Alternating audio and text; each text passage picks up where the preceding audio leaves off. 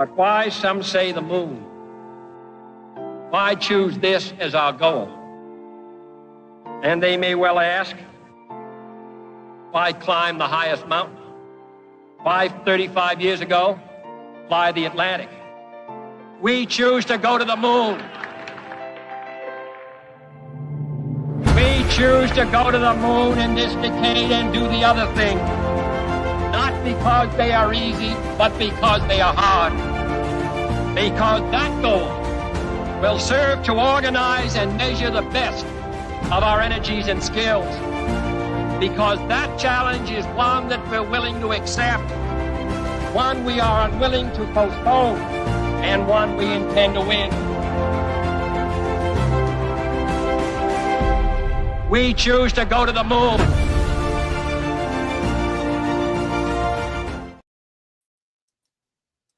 Hello, everybody. As we get everyone populated on the screen, good morning, good morning, good morning. Oh, hey. Hey. We are live. This is the World Blockchain Roundtable, where we have discussions primarily about blockchain and blockchain solutions to real current events. And this is also the first and longest running DAO show in the world, or podcast in the world. We're on episode 224 today, and each episode represents a week. So this is 224 weeks of a DAO-based podcast. Today's topic, voted upon by the DAO, is technocracy prevention using blockchain. Just so happens to be nominated by I Am for I Am, the host today for the show. Joined with me here next to me is Andrew Joseph from the Legacy Right. Hello, Andrew. Litecoin Lisa, the mighty Lisa Davis. Welcome, Lisa. Underneath Lisa there is Aaron Day. Thank you, Aaron Day, for joining us again. Zach is also joining us. He's the I guess the guy with the conspiracies with Andrew on the Legacy Right, where they joined forces to take over the world. Then we have Satoshi Sean directly underneath me, everybody's friend. And rounding the table at the bottom there, pulling us all up with his intellect and wisdom, is Greg from Rivet. So there is the panel today. How's everyone doing? Doing pretty good, thank you. Right. Fabulous. Unfortunately, Joe couldn't make it today. He's doing a talk at a university. Oh, yeah, that's right. Well, I texted him, telling him I was running late, thanks to this lovely Hackintosh that still runs. Right. And I have all kinds of different coffee here. So every time someone says matter, I have to take a sip, including a big tall glass of water. So the question is, will people say matter more frequently and to larger than my bladder can hold? I was going to say, you might need an intermission. I don't know. Does it even matter? Stop it. It does matter. Different forms of it count. Like if I say immaterial, does that mean that I've mentioned matter and therefore you have to say just did. No, I because was it's twice matter. as opposed to once in that last sentence? Antimatter, he has to spit. By the way, matter, the reason I do that is because Den.social, where you can log in and post questions to the panel, has a token. It's called Matter. And I happen to be the DinDAO leader for Den.social. Hence the reason for the little, drink game for myself of every time matters. Yeah. So it is all right. We've got that out of the way. That's now, why it matters. Yes. I'm going to bank that one, Sean. I'll come back to you. Last week's show, let's take a look at our notes here. We had blockchain solutions for a world governing body. Each host received 66 lot. That's Lair ownership tokens. And each topic contributor last week received 58 lot. Last week's theme was nominated by Greg, and he will also receive an additional 58 lot. Remember, these are ownership tokens in the show, in the podcast. So you have ownership in the podcast and can have governance votes, perpetual passive income, and free edits. And that's kind of how it works on Den.social. All right. And again, today's episode, I've been really excited about this. I think I posted this maybe 2 months ago for this one. And I'm really grateful that we have a resident expert on this subject matter, which is Aaron. Thank you so much, Aaron. It's technocracy prevention using blockchain. And we're going to get into the details with questions with that. And then that'll be followed up by current events, if time permits.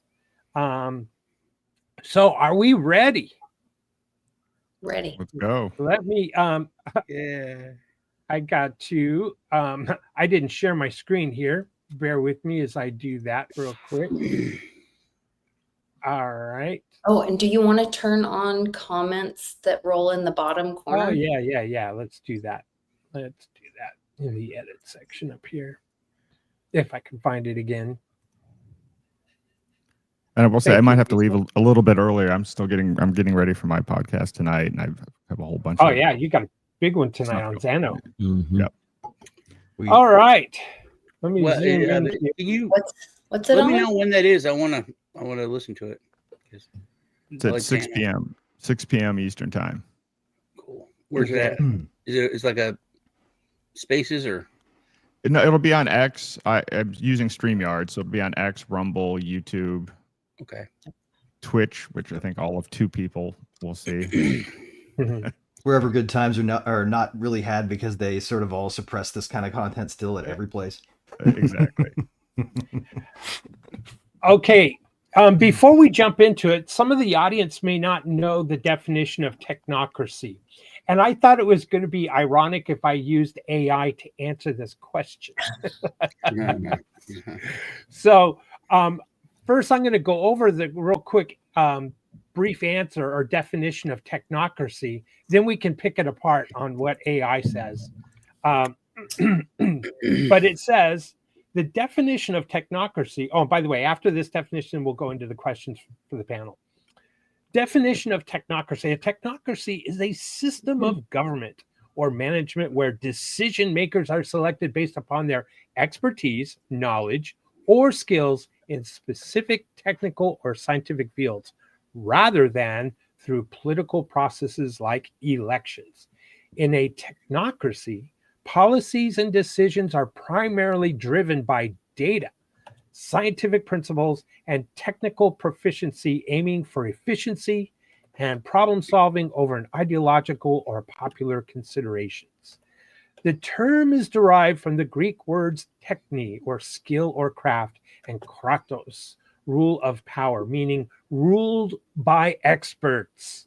Almost sounds like merit system. A technocracy, while emphasizing expertise, efficiency carries several potential dangers as a form of government. Dun, dun, dun. Lack of democratic accountability, elitism and exclusion, narrow focus on efficiency, risk of bias in expertise, vulnerability to a technocratic overreach, suppression of dissent, fragility of systematic errors, inequality,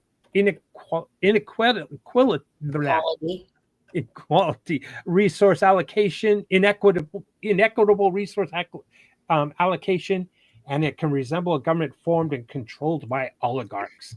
Dun, dun, dun. So that's it. First, the definition of technocracy before we go into it.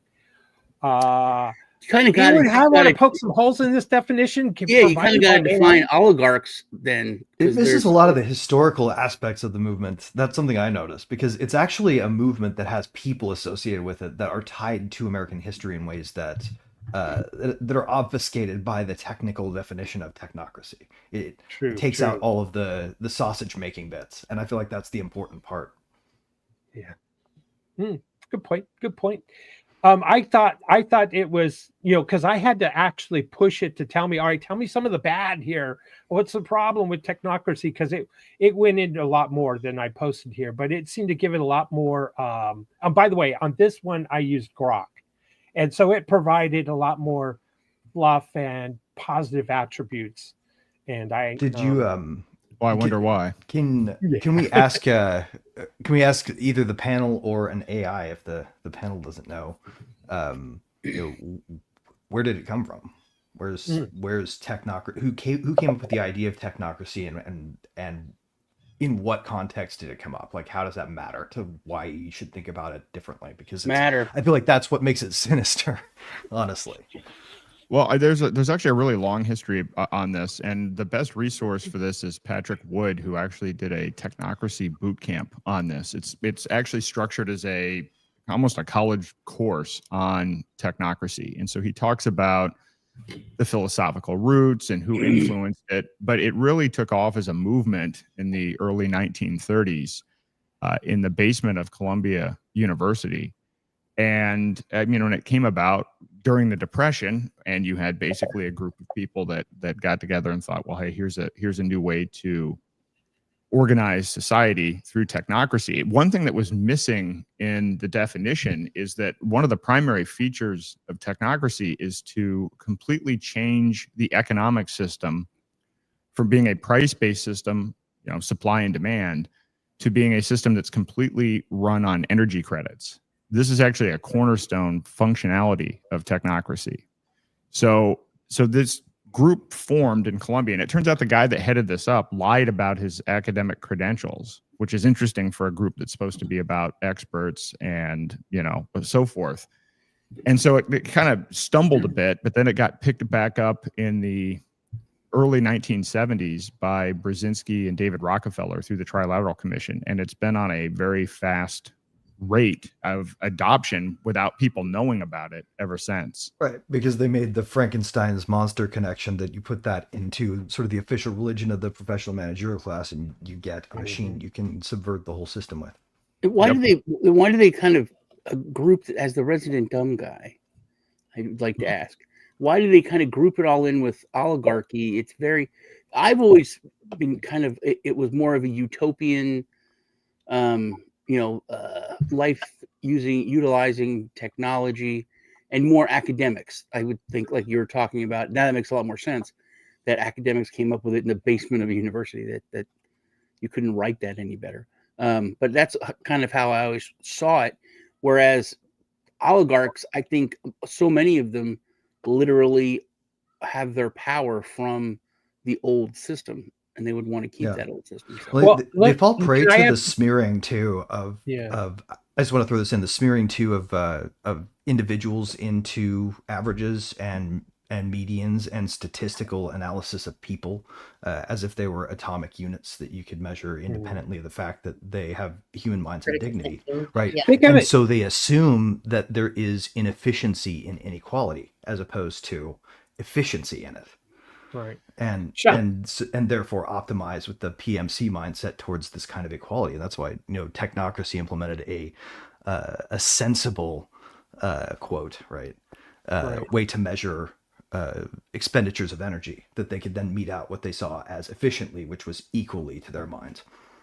Sean, I was going to say that people probably thought of technocracy, or may still think technocracy it's that the machines are in control, or the computer, and they're making the decisions for us, rather than a bunch of wealthy oligarchs. No, that they think it is that, but it is more academic oligarchs. It's not just all oligarchs.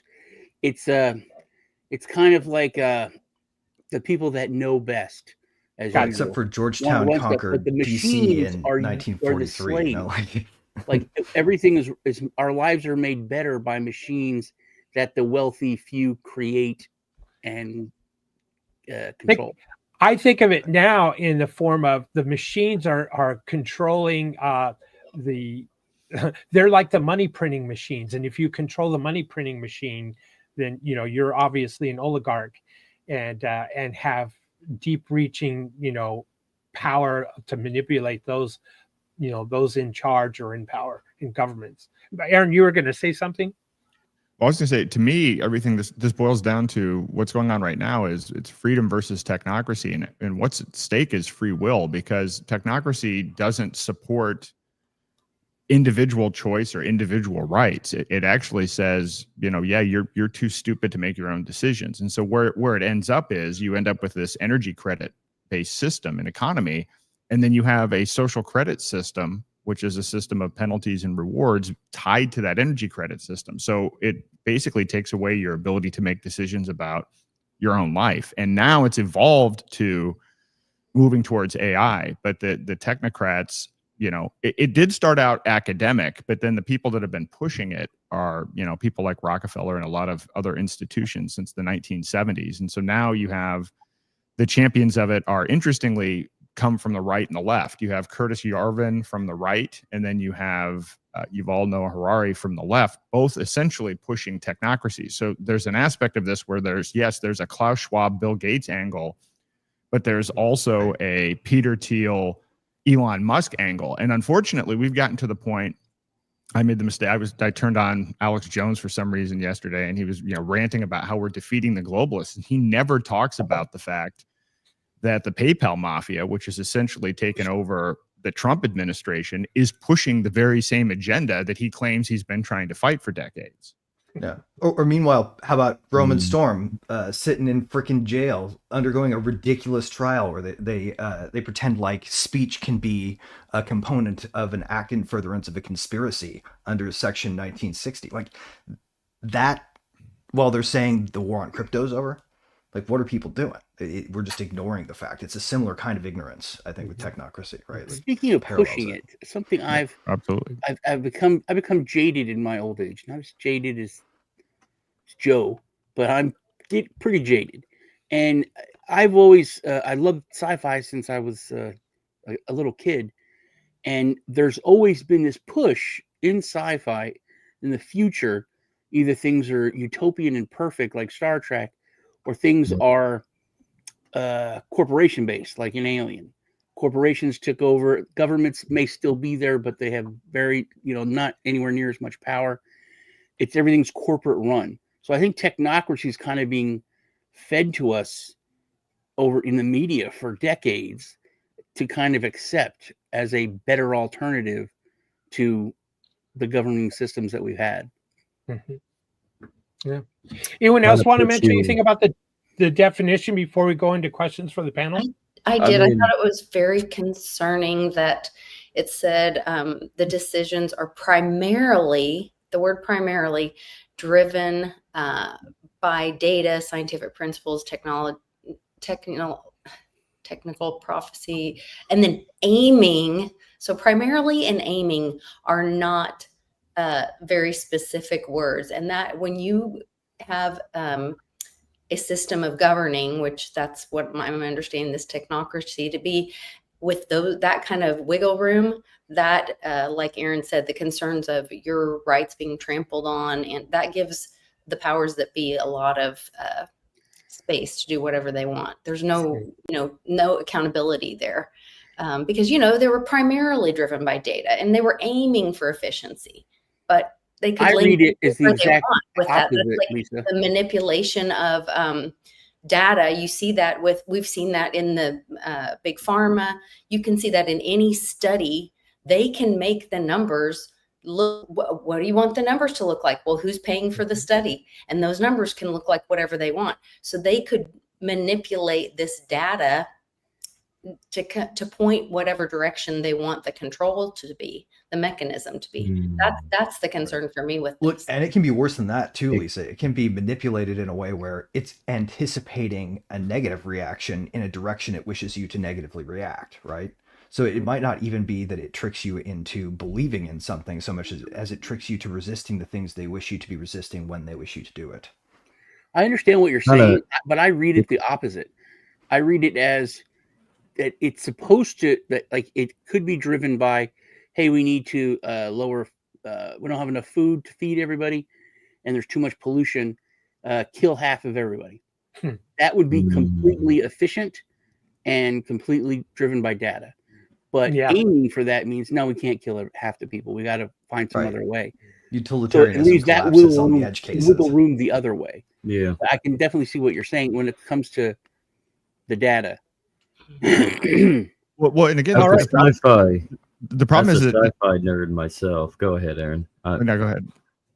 Oh, I was just gonna say, as a sci-fi nerd myself, like Sean was saying with like Star Trek and what they pretty much set up the course for, I find it putting it into perspective towards like Valis with PGD and how it's society's just being driven by data. I mean, you're controlled by data from what you do, how you act, and they're traversing this all from you just being on a screen. Don't get me started on the tyranny of the empirical as a concept for truth finding. So, go ahead, Aaron. Yeah, I was going to say, once again, it doesn't value free will at all. And so because of that, this is the hardest thing to describe to people. And I think one of the most frustrating things is to watch what happened with Doge. People thought Musk was going to go in and cut government. And that's not what he was even. Musk is a technocrat. He's stated it explicitly about Mars. His grandfather was the head of the Canadian Technocracy Party. This is how he kind of grew up. No, he believes in it. It's true. And he truly believes in it. So Doge, what did Doge do? It didn't save any money, but it did connect Palantir to the IRS. It did connect Palantir to other government agencies to collect data and help facilitate creating this American database about Americans. And then what did Musk do? He left and started America's Party, which had two primary goals, which the first two were, let's apply AI to the military and let's apply the AI to making government more efficient. It looks like a technocracy manifesto. And of course, as I predicted, he ended up saying, well, I'm not going to do that. I'm just going to endorse JD Vance, who is also a technocrat and basically a puppet. And totally going to do that. Yeah. Right. Yeah. The question All I right. have real quick is historically, Congress, when it was first set up, you were supposed to elect these people who were masters of their skill, as it says here in the definition, to rule through power, and they were supposed to negotiate plans for how businesses and everything is supposed to, and that fell apart. And I don't know how we go through this again and not expect it to not fall apart. Like, it's a revolving door. I mean, even the elections. They're still trying to build perfect situational awareness at arbitrary complexity. It's freaking impossible. It literally, it's the dumbest pursuit. That's why they'll fail and why they'll waste every bit of society's resources doing it. That's the danger. Not that they'll succeed, but that when it burns out, it will have consumed everything. Yeah, to put it in perspective, like real life is not Star Trek, so things are going to fall apart while at the same time they're consolidating for a upper echelon of elite to at least have some variation of what they want. That's essentially what it's all about. Their vision is scale the GPUs as far as the Earth's resources will allow. Mm-hmm. And it's a global situation. It's not even about the U.S. There's no sovereignty issue. Yeah. This is the one thing people are caught up in. It's U.S. versus China. I encourage people to do research on all the investments that Elon Musk and Peter Thiel have in China. These people are not these people don't view China as an enemy. They're partners. China is largely a test case for technocracy, but you have people in America that are like, oh, well, we've got to beat China. In fact, this is the justification for the march to AGI. So what is everybody saying now? Whoever gets to AGI first wins. Well, what does AGI mean? AGI means whoever gets to the point where they move AI to be able to govern people first wins. Right. And they're using patriotism as the rallying cry to, basically, do things like give liability shields to AI companies and to hyper accelerate. I mean, watch what's going to happen with electricity prices and water shortages over the next 12 to 24 months because of this. Oh yeah. It works. Because they're literally trying to juice power generation by slamming the supply just so they can have electricity. Like, they're going to put plants next to the GPUs, right? Yep. And they're just going to have nuclear plants that they can modularly expand using fifth generation reactors, right? Well, those are neat in one way. Like, they're neat in one way because humans can use them modularly, right? That means they can be decentralized. But It also means that you can expand them infinitely in one centralized site as long as you're willing to spend the money, right? Well, it also so they can Lego them together there and then build AI that they believe, if they brute force with more power, will ultimately result in an emergent intelligence that will save them all by understanding all of complexity space, right? The entire configuration space of reality would be open, like the infinite clockwork universe of the pre-quantum science era, where they're trying to pursue the equation that solved reality. They're at it again.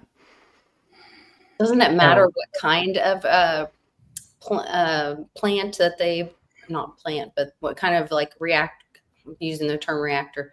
So like there's the driest desert ever. I think it was in Chile, and they just built these energy plants that are pulling hydrogen. They're pulling the water basically out of the driest desert in the world and creating power from it. And so if we have new energy sources, that might be a game changer as well. That might change the narrative. I mean, I'm not pushing for technocracy. Well, I mean, their hope is to solve fusion, frankly. Well, they've already they have Moxie fusion. That's already been proven. Right. But as a power generation system they can rely on. Once they have that, then they do have it gets a lot cheaper for them to expand. Yeah. Yeah. Okay, well, let's move into the questions. I've already refreshed, and the first question comes from Kiff's Crypto, and it is question: do you still believe that power consolidation is, by whatever means, preventable? Now, is technocracy going to happen, and or can it be prevented? Because it sure seems like power is consolidation is always going to happen. Well, more people move to centralization. I think you said it earlier. Should we switch to the timer since we got so many people? Yeah, that's what I was getting ready to say. We're gonna switch to timers here due to the a lot of people. We'll go down. We'll start with you, Andrew. Let me can I make one audible call? Can I make one? Can we give Aaron timerlessness and just ask him to make complete ideas? Because I don't want to cut him off in a minute of talking. That'd be great. All right, I'll let Aaron finish the question after everyone goes. How's that on this one? All right, Andrew, you're up. I defer to a recent episode Michael Malice is on. He was talking about in England how they're arresting people for Facebook posts, and it was his opinion, and I think it's a very concise and wise opinion, that once you start censoring speech overtly through censorship by arresting people, then that means it's opening up a free market and violence. So, I mean, I don't think it's the right thing, but it's an inevitable outcome of censorship through jail people. Good point, Lisa. I'm going to defer my time to Aaron because I really want to move this along. I think that we all kind of feel the same way on this question, but yeah.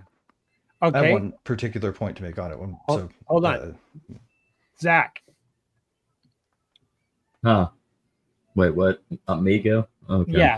Power consolidation. Is it going to happen? Do people still believe that power consolidation is, by whatever means, preventable? I don't think so.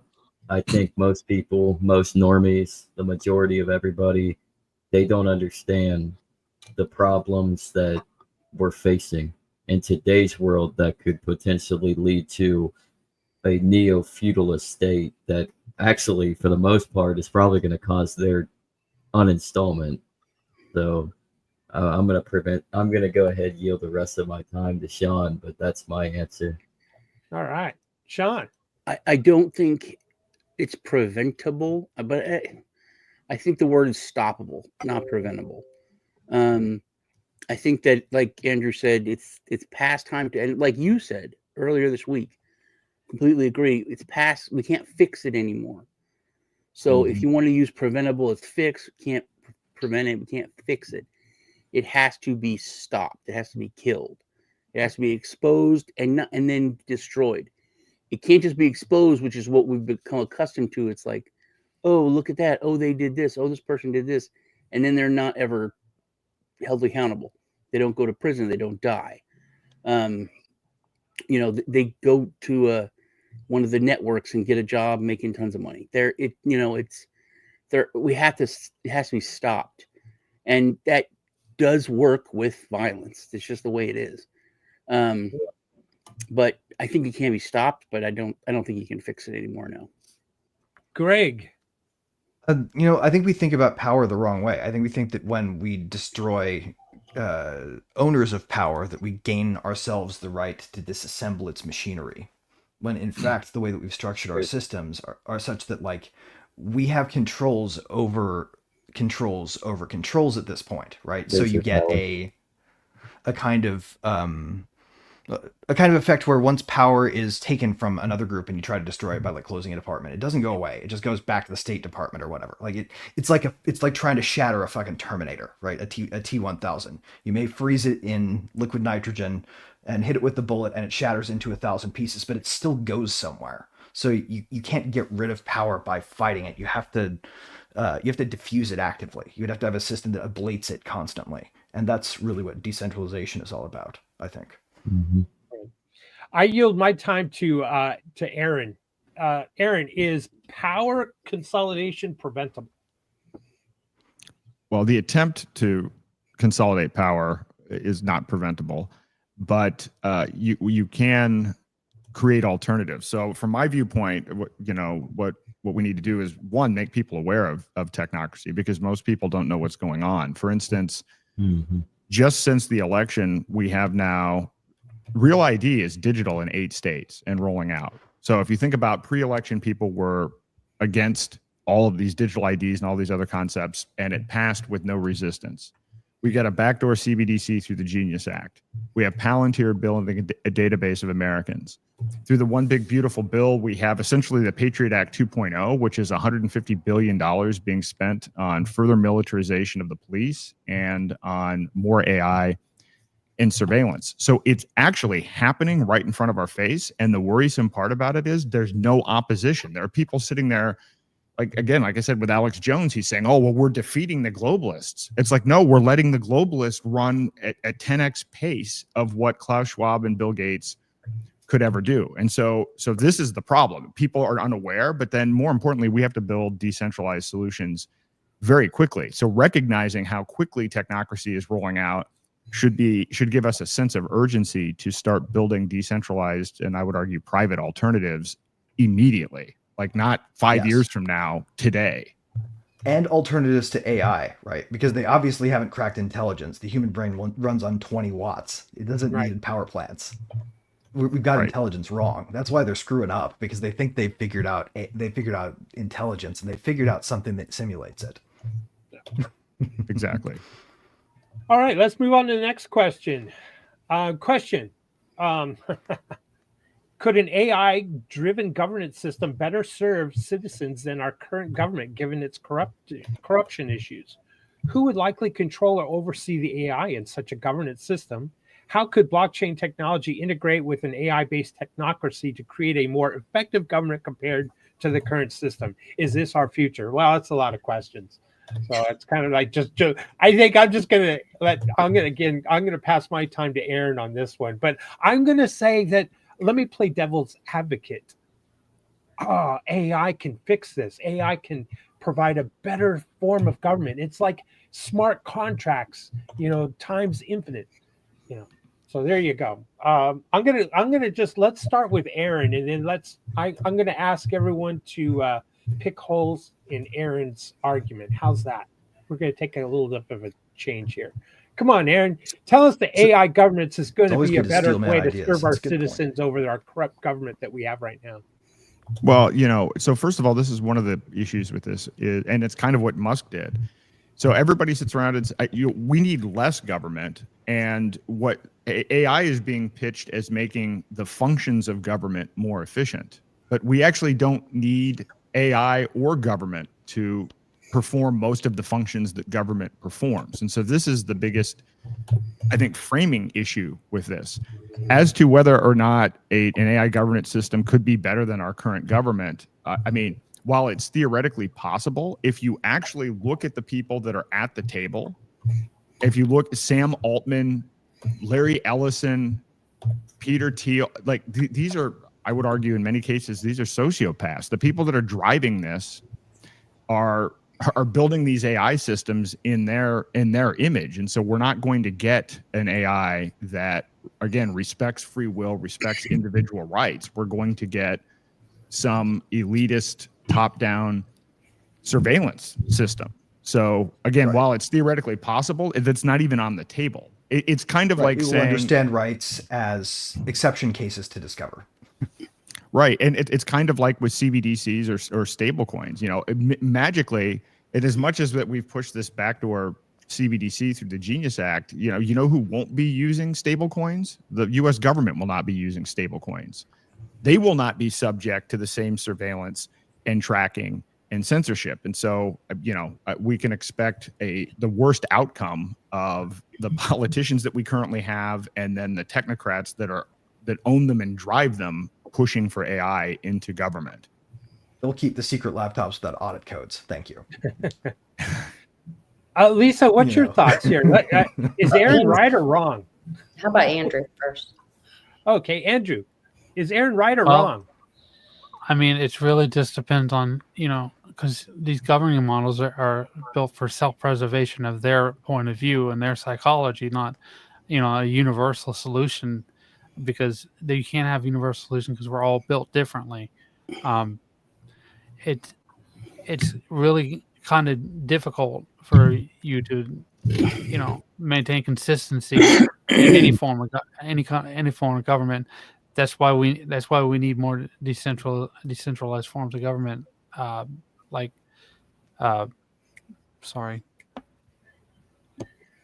private courts and stuff like that. It's a case by case basis. Good point, Lisa. I like a lot of what Andrew had to say, and of course, we saw a lot of with these AI models. We saw them being very woke, and then even having the hysteria and all of that, and so those concerns would be there. But woke and hysteria go right hand in hand. I mean, I could call our current government a lot worse. But I don't think that either one of those things are a solution. And once again, it all goes back to us not having free will, like Aaron spoke of earlier, and stepping on our rights. I'm currently moving from one state to another, and it is being shoved down my throat and put in my face of these control mechanisms and how I'm supposed to register so that the government can claim me, my property, my businesses, all of this. And if I don't comply, I'm under quite a bit of threat to be able to participate in commerce, travel, and you should hear the little ladies at the post office and the tag agency pitching it hard, how it's going to protect me, how the government's here to protect me, and it's really feels like a violation and intrusion. They want me to re-register my marriage so that apparently right now my marriage doesn't exist. Oh, good. You should leave it that way. Well, we've talked about it. And the system so shouldn't see you. Yeah, it's been a real eye-opening experience in this. And why does the government validate me, my life, my relationships, or why is it your job to fix their records for them? Anything to do with it? Yeah, well, and why do they need a record of my life? We should have to validate them. Yeah. Yes, exactly, Sean.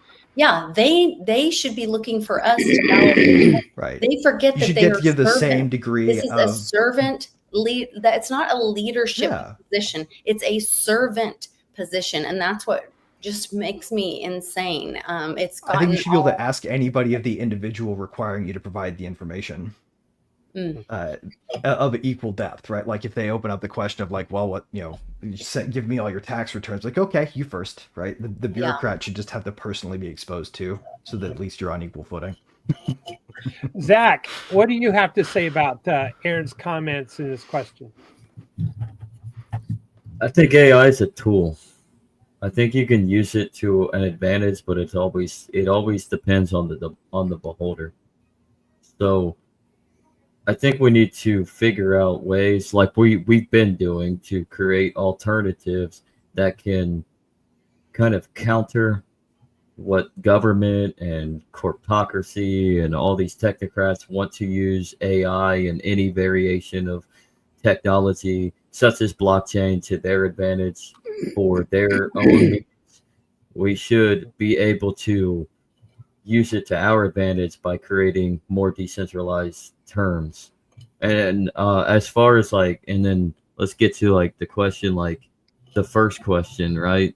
I think an AI driven governance system, if done right with the right idea in mind, it can only be done on like a smaller level. So I think I'm a very big proponent of city states. Yeah. Okay. Sean, what say you?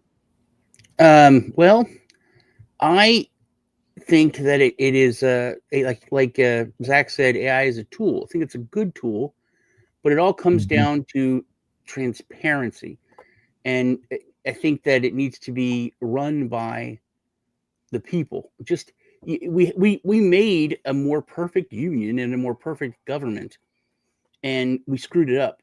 If we utilize AI but keep it the way it was supposed to be, where the government is the servant of the people, where they're not called leaders or officials, they're called servants, public servants. I mean, everything over the past 200 and change years has been pushing it back to the old way of, serfs and royalty. So I think it can be a tool, but it has to be transparent.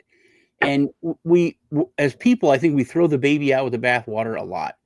And we keep talking about decentralization.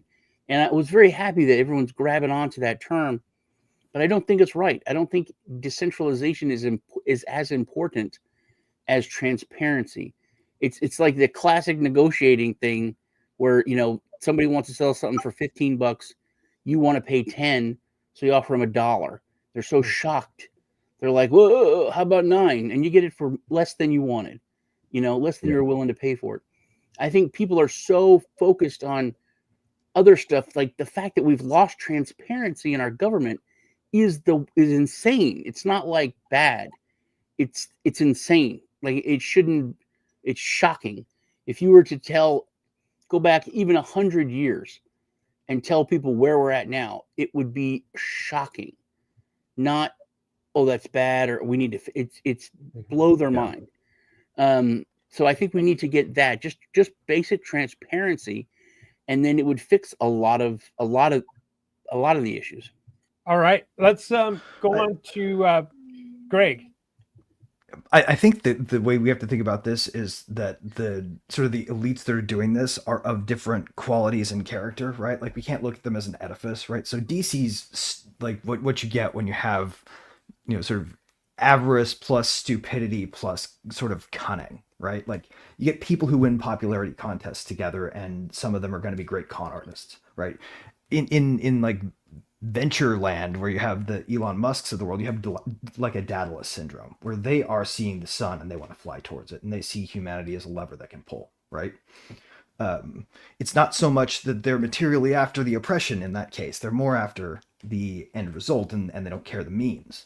The problem with AI governance is that it sits at this top level. Like the way that you actually govern AI is you stick it in the top container and say, like, use this prompt and don't show it to your users, but you have to obey this constraint for every conversation subsequent, right? That is how they control AI. That would have to be controlled by a DAO if we wanted it to govern us. And that DAO would have to be structured in a way that would allow us to govern without the exploits of power being involved. So the DAO would have to be structured in a way that avoided technocratic traps. And that's hard, right? And then we'd probably have to instantiate an AI that stopped us from making interventions, as opposed to come up with new interventions for us to make if we wanted it to be better governance than the current system. All right. Also, when we talk about AI, I just want to throw something out there that scared me this last 2 weeks. Can you is- hold that thought, Sean? Well, Can you hold hold on. that thought real quick? The speed at which we're moving is insane. Yes. We're not these people aren't talking about AI anymore. They're using the term SI. I don't know if you all have heard this. Super yeah. intelligence. ASI. No. Mhm. Synthetic They're dreaming. intelligence. They haven't found the right Synthetic architecture. intelligence. It's not going to happen. It's not AI. It's actual synthetic intelligence. So it's more, I guess you could say, humanizing, but it's taking the artificial. It's not artificial. It's just synthetic. Well, let me say a few things. First, in the comments, Ronan, yeah, I'm black pilled. We're probably doomed. And thanks for commenting on that and asking that question, Ronan. To go on to Aaron's point, I think we missed something. Aaron said we have to kind of reframe this, and we're still thinking in forms, and this is from my humble opinion. We're still thinking in terms of government being part of the solution and government being part of our lives. And that's the reframing that I think needs to happen. Because right. Are you thinking governance versus government? Greg, please don't interrupt. If you're going to talk about governance and government and centralized control, then yes, you're passing off your control, your rights, your everything off to an arbitrary group of individuals who are programming the AI or what we currently have. And it may be sold to us that corruption is going to be solved if we just plug in this technocracy into the equation. And then we get rid of all these ugly, corrupt politicians. And it's going to be an easy sell. And people are going to latch on to this idea and this concept. And exactly what, free will is gone. And so we need to rethink this in every aspect of our life. Why do we need government? What's it doing for me? Is it helping me or is it hurting me? Are those in government working on my best behalf? Yes or no? If no, then boom, it needs to move on. We need to move on to something different and make it more local and close and community driven. So there you go. That's what I was going to say. And I thought you were, and maybe let's ask one more question on top of that. Yes. If you don't mind, because I think I can extend that a little bit. And sort of, how do we also prevent this from sliding into sort of a preventatory Ludditism? How do we stop ourselves from engaging the Butlerian jihad and becoming that kind of technocracy instead? Mm-hmm. I also disagree with you. We gotta use this tool. Not all politicians are ugly. Some of them are quite attractive. All right. The entire coin. Aaron, any final comments before we move on to the next question? I was just going to say, we talked about this on my podcast on Monday. I'd given a talk a while back about America 1.0 is over. We need to start over from first principles. And at that point, I was actually saying, well, America 2.0 from first principles. And then I realized, you know what? The important thing isn't even saving America as a political entity. And anyway, the group that I was speaking to wasn't interested in this. People were like, oh, RFK is going to win and some of this other stuff. And it was surprising given who the group was. But then I've talked to Sterling Lujan a lot, who's doing a lot of work with network states, some of which are kind of moving in a technocratic direction. And what I've realized is that, we need to have a conversation about what first principles actually are. So while there are people experimenting with network states and different types of governments, people are not actually having that fundamental conversation about first principles. People aren't talking about free will. People aren't talking about the nature of government. People aren't talking about what this came up on the podcast. What is the nature of man? Is man inherently a selfish, evil, creature or not? And the point is, there are, depending on your answer to that, you get completely different governance systems and models. And so, there needs to be a proliferation of different governance structures. And I agree with you that, local is probably the way to go. But I still think that there's some foundational conversations to have about what the underlying principles are that should be revisited and not just assumed that the founders were right 250 years ago. Right. Or that their intent is carried through how we imagined it, for that matter. Right. I'm going to add something to what Aaron was saying as a Thomas. The idea of human beings, whether or not we're selfish and good, we are selfish because we're self-preserving. But at the same time, to dive into a more Aquarius idea of reality. We're all chasing the common good for ourselves, for our family, for our community. We're just trying to find something good within this world, something purposeful. So how do we garnish that idea of finding the common good and reflect it to our modern day of age with the technology that we're creating and innovating and improvising and tweaking? National And divorce probably helps fail a lot number with one that. would be to ask government to figure it out for us. Probably, that's not something we hope want to not. use government for. It's not a very good tool for that. All it knows how to do is point guns. Yeah. Let's move on to the next question while we still have Aaron here. Question: is it possible with the advancements of AI and automation, we will fall into a technocracy ruled by oligarchs? It sure it seems like that's where we're going. I'm not going to go through all the list of items here. Yeah, I but think we all already answered it. This is a definite yes. I don't think it's possible. Yeah, I definitely. actually don't. I think ultimately it's not about possible. It's about what's done to the resources in the meantime as the experiment that they're going to engage in or we stop fizzles out. Right? It's going to fail. The question is, can the people who can see that it's going to fail up front because they understand its lack of principle, can they stop it? what do you say? What do you think, Sean? We'll work our way back up. Yeah, we've already fallen into being ruled by oligarchs in countries where there are oligarchs. It's already happened. So the fact that if they have AI as an ally, it's just we're more doomed than ever. We have to stop it. We can't really fix it anymore. Like Aaron said, we have to have a 2.0. We have to. It has to be. The house and the termites and everything. It's so bad. We have to destroy it and rebuild it. We have a great foundation. We have great plans. We have great education and intellect. We can make a better house. What do you say, Zach? History rhymes. I'm just gonna say that. I mean, we've always been ruled by oligarchs. It doesn't matter if it's True. a idea of church and state combining, or whether it's the lord over the serfs over their territory, whether it's land speculators. The United States Constitution was chartered, whether it's Rome and its Senate and its patrician class. We've always been ruled, but we need to figure out Zach. a way. Go ahead. One quibble. We've also always been ruled at times, in parallel with oligarchs or in juxtaposition to them, monarchs and mobs. I want to go, instead of the quibble, I want to back him up. When it comes to history, if you think about it, those that ruled, those oligarchs did it with technology, whether it's Rome with roads or whatever. They used that technology that they had, and they used it to take control and to grow. Yeah, and the problem that's the is thing. rule Like itself, even with monarchies, you still had an oligarchy behind them. Whether it's the noble, the baron class. I'm like, the reason the Magna Carta came into fashion was because the barons rebelled against the king and said, hold up, you have no authority. You don't have that much authority there, King John.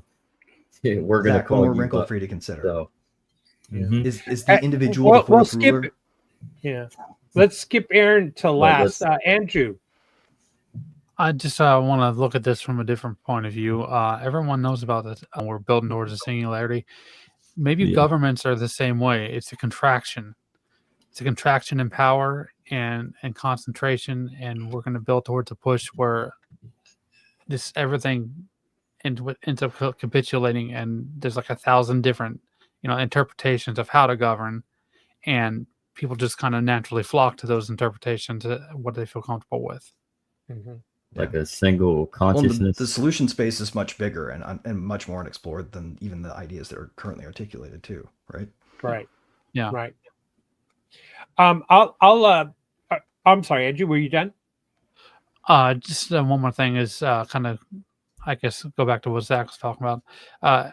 Michael Malice has a video out a while ago, about a couple years ago, and he was talking about how some people respect the Pope and some people don't. They just say, "Okay, I'll take it into consideration and advisement."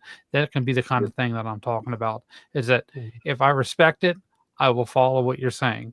If I don't respect it, I'm just going to go on my way. And this is the kind of what I was talking about. You know why that is? You know what it is? Because the church is infallible, but the Pope isn't. The Pope can make mistakes. Yeah, but Yes, the that's Pope's word makes itself into the voice of the church instantaneously in doctrinal law, right? So the Pope's decrees, while they can be Sometimes. made in error, become a rule that then has to be treated as if it's not an error. Kind of a paradox. All right, Well, I I'm guess gonna go. Pope Francis was an heir. Yeah, I'm gonna go next. Here's my point. I say on this: is it possible that we can stop this or prevent this from happening and us falling into technocracy? Zach, we all agree. You nailed it. Oligarchs have always been kind of in charge and or manipulating the system. And in today's world, oligarchs certainly are borderless and at a greater extent than they've ever been. So that's what we're up against. But really, to be honest with you, I think we're at a crossroads, a significant one, where we're down the road towards technocracy with tyrannical oligarchs in control who are controlling and manipulating the data and become the form of government.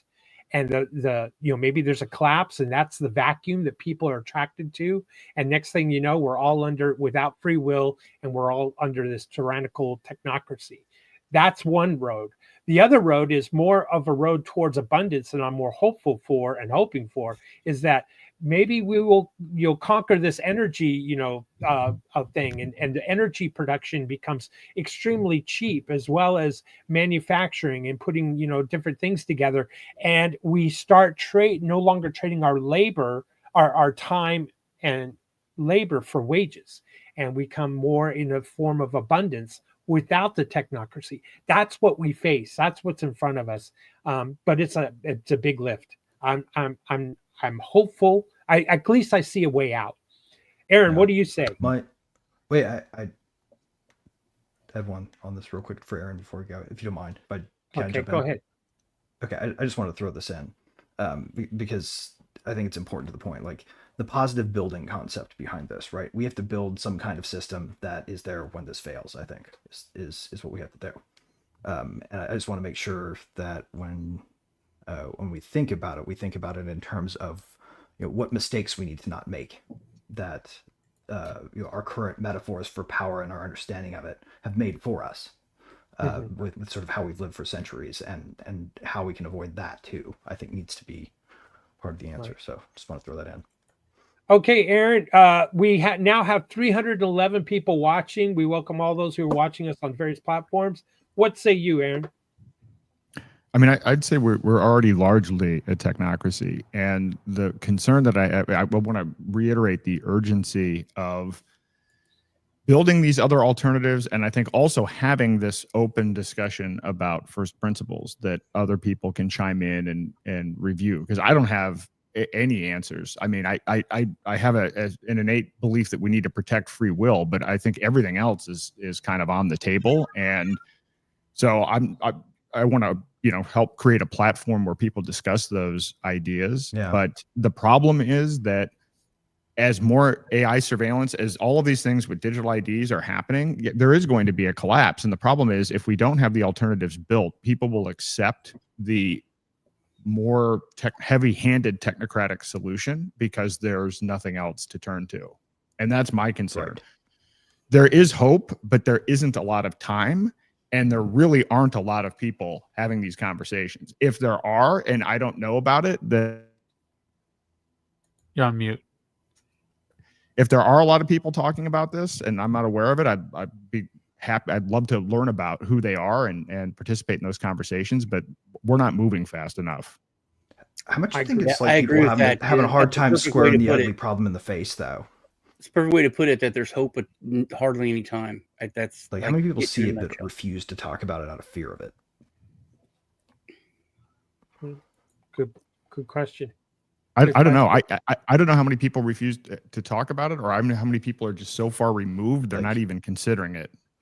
I don't know. I honestly don't When know. I look around, I see dead silence when you hit somebody with an unavoidable fact of it. And that to me bespeaks of fear as opposed to an unawareness. Because if it were a situation where you hit them with some clarity and the response is anger, then it would be like, okay, people disagree that this is a problem. And I'm hitting with this the first time. But if they sit there and they just stare at it and nobody says a damn thing, that's how you kind of get a sense. I feel like it falls dead silent because, in fact, it's so fucking scary. Because it feels like we just won a hard fight and it's not even enough.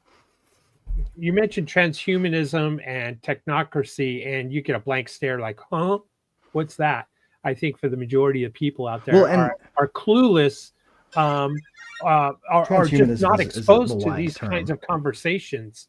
And that becomes the vacuum of power, for them to obtain even more control and manipulation of the masses. Mm-hmm.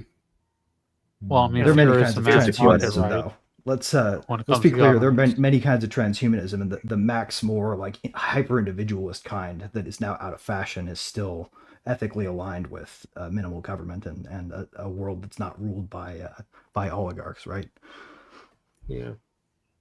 So here we go. I'm an old school. I'm actually trying to redeem that word. I'm trying to reclaim it. I'm an old school transhumanist. Wow. Well, this is going to be interesting because here you go. Musk puts a chip in the human brain. Question: does the panel have issues with transhumanism and technocracy, and do they think they have common goals? Transhumanism, a movement advocating the use of advanced technology, example, AI, biotechnology, cybernetics, to enhance human physical and cognitive abilities, potentially transcending biological limitations such as aging, disease, mortality. And then you add in technocracy, a system of governance where decisions are made by experts in technical or scientific fields, maybe an AI governance model, prioritizing efficiency and data-driven solutions over political and ideological considerations. Aaron, do you have a problem with transhumanism and technocracy, and do they have common goals? Is it a good thing or a bad thing? So this is one of those things. It's kind of like, well, is digital currency good or bad? Is AI good or bad? These things are not good or bad. It's about how they're being implemented. Patrick Wood actually wrote his latest book is about technocracy and transhumanism. And the problem is the people that are dominating the transhumanism movement are technocrats. It doesn't have to be that way. I mean, you could argue that in crypto, the people that are dominating crypto are the people that are pushing these control systems, but there are alternatives. So there is the potential to have a form of transhumanism that is still aligned with free will, but that's not what we're getting. And I encourage people to read. Patrick Wood is the OG on this stuff. He's written 3 books. He's been following it for 45 years.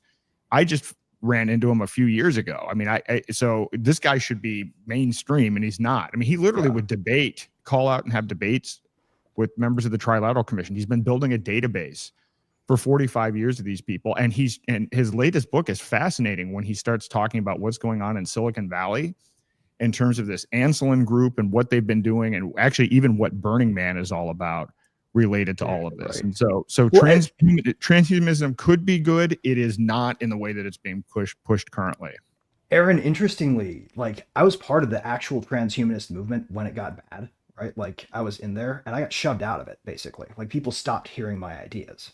Right, like because there was this sort of push between 2010 and 2017, roughly, to take the movement away from the anarcho-libertarian mindset, where it wasn't about advocating for the use of advanced technology, but rather the advocation for no restrictions on the use of advanced technology by individuals to change themselves. Right, the primary transhumanist concern at the time was if someone in a biohacker lab invents a way to reverse aging, I'm free to use that because I'm a human, hence transhumanism. And their argument before was, well, that makes you not human, so we can write laws. Right? It was against the hubris of telling people what they oughtn't to do by force, as opposed to for the hubris of doing it by societal program. I think one of the biggest dangers with this is that we are stupid and we don't know that much. I mean, one of the biggest things in my life was second grade, and my teacher hated me so much because I feel like I was red pilled so much in second grade when he was talking about the eye and how we see things and how we don't know anything. You know, I was like, so we don't know how we see things? It's like, well, no, light reflects and we think that this, and with the brain, I'm like, so there could be no color purple. Our brain just tells us that something's purple and we invented it. And he's like, well, technically. Sean, And then before the show, gravity, he's like, you know, blah, blah, blah, theory. I'm like, so wait a minute, it's a theory? So we don't actually know for sure? We can't actually create gravity, blah, blah. So the thing about AI is that now they have already done this. They've fixed this. A blind person can now see with Musk's chip in their brain because the brain just tells us what we see. So the brain, if he can look at something or she can look at something and see the purple rug, then couldn't they also just make her see a purple dragon? Exactly. Well, they couldn't though. They couldn't though, because this is actually an experiment that's been borne out in the past. There's another like lesser known experiment from the early 2000s or middle 2000s that they had a guy put on a haptic vest that vibrated in different patterns. He was deaf from birth. This vest vibrated in different patterns based on sound. Basically. And after enough time, his brain developed a contemporaneous present sense impression of sound that approximated what he could understand language through the vibrations of this vest. And his brain conceived it as sound, like he was wearing an ear. The brain is to explain for that versatility, not the technology. Yeah, but I can show you tons and tons of studies and videos where you'll look at it and something will be spinning this way and then it goes through a wall and you see it. You know it's not happening. You know it's an optical illusion. Right. It's because our brains run on heuristics. Yeah. So if you can do that, you know, in the 50s or when imagine with something directly in your brain, it's simple, man. They can put whatever they want in there and that's just the way you're going to see stuff. Well, having studied I'm just trying to say that having studied the computational neuroscience of it, there's a limited number of ways they can modulate it. They actually can't change its function by how they poke it unless they wire it very specifically, point to point for that. Like you wouldn't be able to do that with software. Zach, what were you going to say? I said there's many different ways. I mean, they can do many different ways of manipulating technology, manipulating algorithms in the code of the innovation, but at the same time, what's the use of it if you can make something good of it? Mm-hmm. Andrew, what's your thought? Intercept every weight at every tick. It would require an electrode in every brain cell to do it to manipulate your brain. I mean, it's just like Geordi's visor from Star Trek. I mean, the way that it could manipulate how he can see it. It's using the electrodes in the brain to mimic what he can see through, what is it, more infrared on his visor, but he's able to see with it. Right. Andrew, what are you tricking people into tricking themselves? All right, Andrew. I'm kind of indifferent when it comes to transhumanism because it really depends on the context of the people and the society that's implementing it. Like in China, right? In China, I mean, they try to make people so devoid of an identity, and it's so gray that they can go and they can create, they're trying to create super soldiers or whatever, and through transhumanism in their science, like behind the scenes in their labs. And then you go to the United States, right? And Musk, with like Aaron was saying, like he's trying to, use his potential, his push to legitimize this form of practice in order to like say, oh, this is something we can do that's safe and it's something that's going to better society. Meanwhile, it's all different implementations, and it's really down to a case by case basis, and it's a dangerous thing, but it's also something that has a lot of potential for growth. So can I now make a quick comment here? I'm going to put the timer back up so I try to keep 60 seconds. Here we go. the idea of if we do get it to the point where the chip is linked to an AI and you have all of this information and it can safely be put in the brain, but it's a very expensive procedure. Then what you got is you have just a select few who can afford this expensive procedure to have this amazing amount of information at a quick, But thought. see LASIK. And though, no, hold right? on, Greg. And the point is now that means that those individuals are going to, it's almost like watching, let's say football and watching someone who's on steroids and the rest of the team who isn't. They're going to be the shining star in the field. And now, is that person or those groups of people who can afford that chip, are they going to be, benevolent with this technology and how they use it and apply it to the masses? This is what That's we're why it going to be has up to to be- facing. Go ahead, Greg. That's why it has to be scalable. That's why it has to be scalable. That's why it has to be manufacturable at scale. If we want everyone to have access to it, then the thing has to be developed in a way that it can be sold to the masses at scale. I don't think that's or going to be our some other decision, though, Greg. distribution mechanism. Well, no, I think it will be, because I think we haven't cracked AI. I think when we talk about AI, we're talking about LLMs. I think LLMs, I've come to this conclusion recently, by the way, just from my own interrogation of LLMs. I don't think they're anymore that they're the path to intelligence in the sense that we think of intelligence. I think that we can scale them infinitely and simulate intelligence in useful ways with them, up to the point at which the energy expenditure becomes a problem, right? But I don't think it's going to crack the way that you would have a machine that was properly designed to reproduce intelligence would, right? Like, you won't get accelerating returns with this thing. You'll get diminishing ones where you need more and more power to get less and less. Aaron, what do you think? movie. Aaron, are you ready to get a chip in your brain? Well, no, I'm not ready to get a chip in my brain. I mean, under kind of Musk's model, I don't know. I'm kind of, part of me is moving away from tech, and then part of me is not. I mean, I use AI all the time, but then I'm trying to move away from wearables. It's just so. Well, no, certainly right now it doesn't make sense, right? Too many companies own them. It doesn't make sense right now, but I'd consider it under the appropriate circumstances, just like I experiment with technology all the time, right? Privacy coins and AI, but I wouldn't do something as invasive as that based on the technology that's out there and the people that are behind it right now, because that's a pretty potentially irreversible situation. Oh yeah. Yeah. Well, look, I've got to go. I do apologize. I want to be back to normal. Can't do that. Yeah. I do apologize. I got to get going now. I'm running a bit behind. No problem, Aaron. I'm looking forward to your show tonight about Xano. Again, Yep. where can we find you? Yes. Where can we follow you? You can find me. I've launched a bunch of different sites. You can go to theaarondayshow.com. It's actually a good place to go. And then I'm going to be launching a new website tonight for building projects on Xano. Excellent. Nice. And your conversations with Miss Turner have been very fascinating. I really enjoyed those. So I'm going to be working with Xano too. Very. I'm looking forward to working with you. Yeah. And when you were on the roundtable with Patrick Wood, that was phenomenal. I enjoyed your conversation with Professor Dave Cullum. What's his name? Column or David Column. Cullum. Yeah. With the other gentleman. I'm horrible with names. My apologies. But your recent podcasts have been just really outstanding. I appreciate fire, man. your work. Super fire. I appreciate it.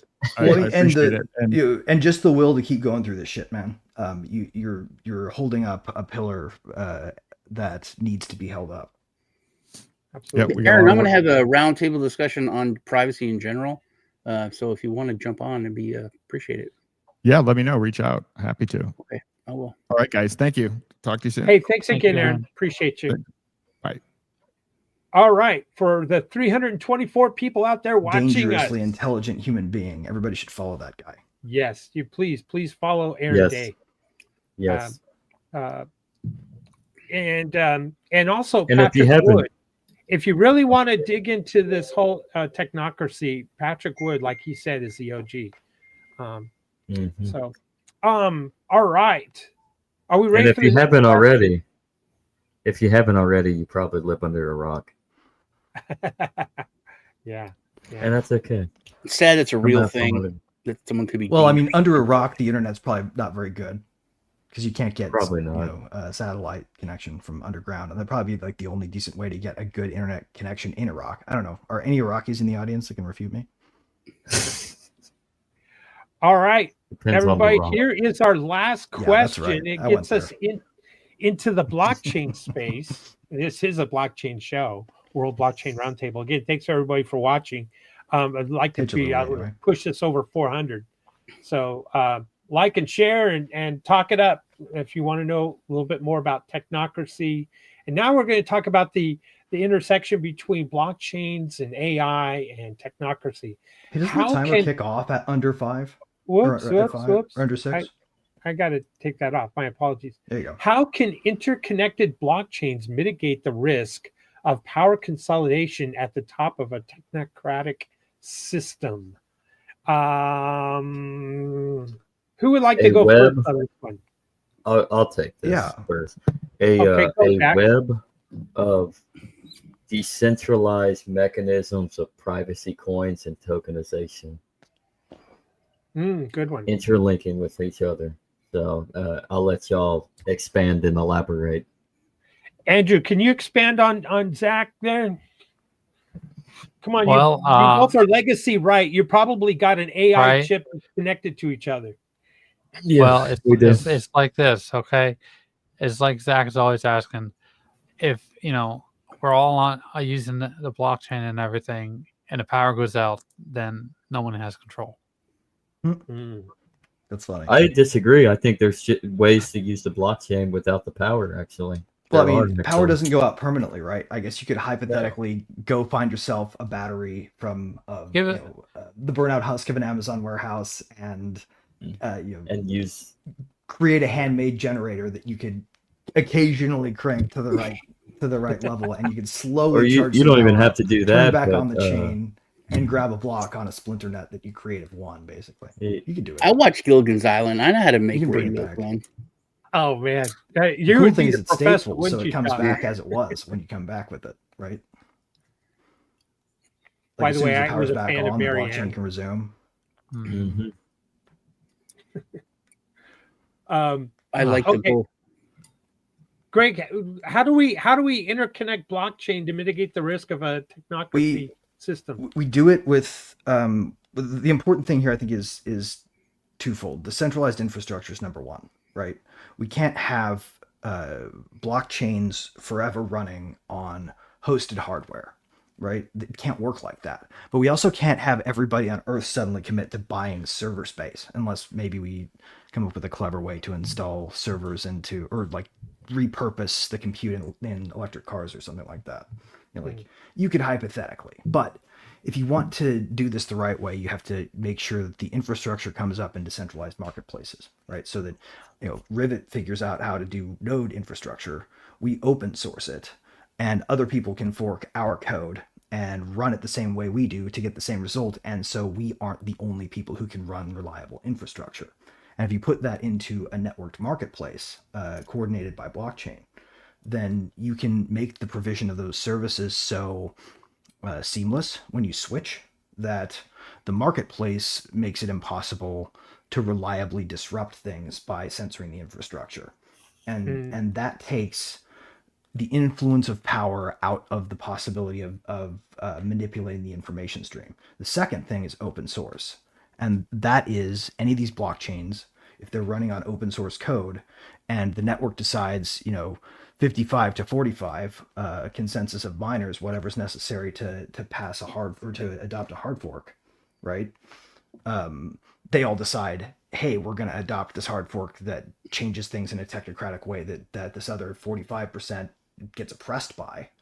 They can fork the code, run the same exact protocol, and rerun the vote themselves. And then there are two protocols sitting in superposition to one another that take one side of the issue and the other, and the markets will decide which one succeeds. It's beautiful. Will the market decide? But it requires a right of exit, which in software is fork.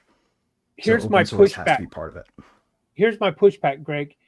Will the market succeed? Because if these technocrats are wealthy and powerful, and they're the AI OGs, couldn't they suppress the market or No, your attempts can't. of creating a parallel system? Couldn't they suppress that or stomp it out? They can And try. the masses are going to go follow them anyway. They got them by the hook anyway, They because can they're try, but controlling then the money printers. they're not really controlling so much as dominating, right? There's a big difference. The dominance only matters with respect to the system's metaphors as they exist. If you invent a parallel system that, or if a million different communities invent parallel systems simultaneously, rather, it becomes a game of whack-a-mole that no technocracy can win, so long as there is a right of exit that they can't enforce against. And so stopping open source would be the only way that they could take this kind of control, because otherwise someone will smuggle a fork off into some dark network they set up themselves, develop in the shadows with their friends who disagree, and it will happen whether or not they allow it, right? That's just human nature. It's like if you try to eradicate the wild boars in the southwest of the United States, what ends up happening is you create a pocket industry that perpetuates them. Right. We can't solve it, or they can't solve complexity by brute force, and they keep trying. And the fact that they keep trying is the reason that ultimately there will be spaces where naughty men like us can slip about and make trouble, I guess. Sean, I think you nailed it earlier when you talked about transparency is really key, and that's what blockchain brings to this part. To this, fight against technocratic system. What are your thoughts, Sean? Yeah, if you really think about it, I mean, that's what we've lost. You can say we've lost freedom or this or that, but it's all, when it all boils down to it, it's transparency. Transparency is what was taken away. Transparency, I mean, we lost freedoms and so on with the Patriot Act, but it also is because the government was made to be so transparent, and they're not. Mm-hmm. I lost my train of thought, but yeah, it's all about transparency. Andrew, what do you think? How can blockchain mitigate this risk? Well, not directly, but indirectly. If, say, legacy payment processors just had to, by law, shut down their payment processing network for a small period of time, forcibly, people use blockchain and connect to that and get used to that. I'm not saying that it's going to happen, but that's just one way that you could see it start transitioning. Yeah. Zach, what are your thoughts? On the interconnected blockchain? To mitigate the risk of a technocratic system. Transparency. Transparency on the overt and competition on the covert. Nice agorism there. Yep. Principle. I like it. Parallel systems. I mean, I can add another solution too. I mean, we get back into the mentality of the essence of being human in solidarity ethics and corresponding with each other on a voluntary level, for which what we do in ourselves upon our own property to effectively make ourselves better in society, we give back to those who are less fortunate in supporting them and platforming them to do better on their own right. Not like a welfare system where just give them a handout because I'm successful here. No, like actually help them get back up onto their own rights so that they can do the same thing as we are doing. So don't build stopgaps anymore where systems prevent community from feeling like they have a stake in individual outcomes. Like, so you're right, you're absolutely right. Finding that's an interesting actually, I think, point to add on, right? That we should probably be also thinking about reawakening the ideals that make us more human, right? That I would teach us to act in ways that respect the inalienability of self-ownership and of the unique dignity of each individual as the final unit and the only unit that decides and acts. I would also I would say, if you want to learn how you can put all this together, I would read I'm gonna butcher it. Nova Rerum by Pope Leo XIII. Read Samuel Edward Konkin and his works, and then apply it to history as well. And then And Teilhard de read Chardin. the white. Yeah, well, yeah, that too. And then read the white paper, the original white paper of Bitcoin, and let's plug it all together. I'm gonna kind of It's the prevention. ghost. You said I'm gonna, and your head disappeared perfectly. It's my camera. When I hit my desk or bump my desk, I think I got a bad cord. That's funny. Your I shirt was was on there. a podcast and we were talking about AI, and I was on with Mark Pools and on If by Whiskey a few Mondays ago, and I kept cutting in and out. But anyway, my point is, in the interconnection of blockchain in this whole thing is, yes, definitely transparency, but it's all about building parallel systems and making the government less relevant in our lives. And I think that's how we're going to have to fight it. That and faith in each other as individuals that can act. And what you were talking about, Greg and Zach, and you're talking about first principles again, and what Aaron brought up, and I think Lisa brought up too, it really comes back down to if there is a collapse and we're going to rebuild this, we don't want to rebuild and have a vacuum where these oligarchs, obtain even more control, more power, and usurp our rights and trample over us. Well, then we're going to need to think about now is the time to start building those parallel systems with first principles in mind. But when they turn realizing that our first task technocracy is going to be to break down the Terminator and diffuse its power before it Yeah. crystallizes back in, First right? principles. Like otherwise we'll just get a pure killing machine when it rematerializes. right. And when you think about, they're going to try to sell. There you go. Here, Sean or Zach, you're going to understand this one. What they're going to do is they're going to make technocracy the new religion, rather than say the U.S. Constitution is a religion, or the three branches of government is a religion, and the office of the presidency is a religion. All that's going to be replaced with the new religion is a better religion, and it's technocracy, and this is who should be in charge, and we're going to plug in AI to be in charge of everything and everybody, and it will be objective. It'll be based off of code. Code is law, and we're going to hear all of these wonderful things people, about it. Considering Bletchley Park. Yeah, it's going to be crazy, I think. And that's where our job is, to have these conversations, and welcome the 337 people that are watching us on various platforms right now. Go out and spread the world. It doesn't have to be an ugly dystopian future where we have the opportunity. We have the ability to have programmable money now, and not in the hands of a few powerful individuals who are setting the interest rates and setting the inflation rate that we're having, and printing money out at, to where there's no scarcity anymore, and creating that inflation. We have programmable money capabilities now. That's the big thing, is that we have of things that we can do. the power. We haven't had that in mankind for, hundreds and hundreds of years, maybe thousands.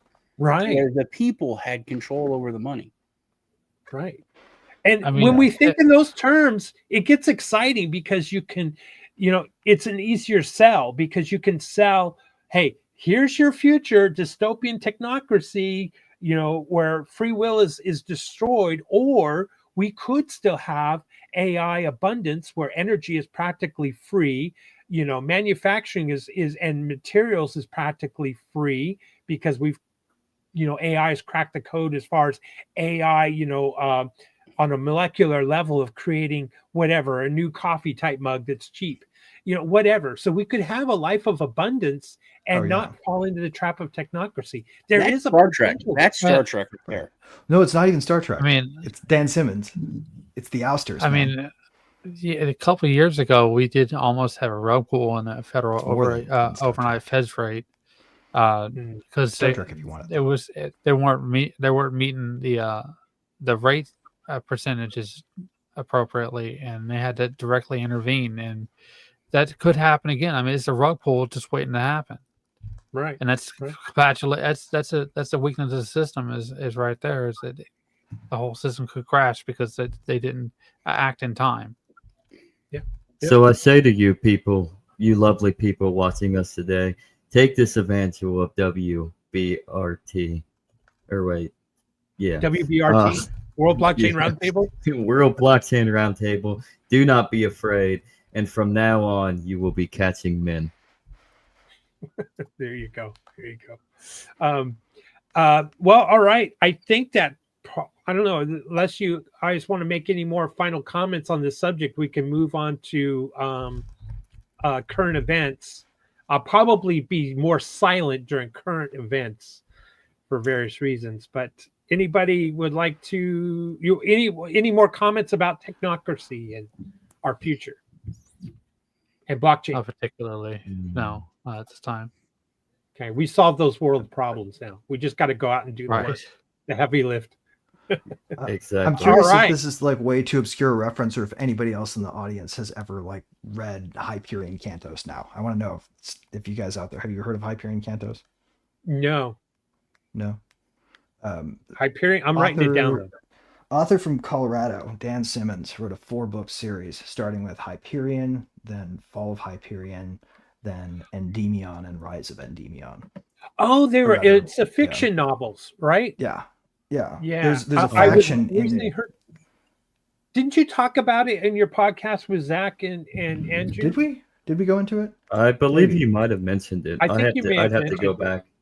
Yeah, I'd have to go back. It was I think it was last week's episode, actually. It's a grand arc grappling with technocratic authority and theocratic authority over the course of 4 volumes, essentially. But it looks at all of human history and says, like, what happens if humans become dependent on AI? Is it the book that has the Warhammer guy in it?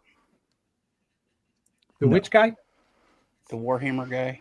He's on the one planet. I think you might be right. There's I've read the first one.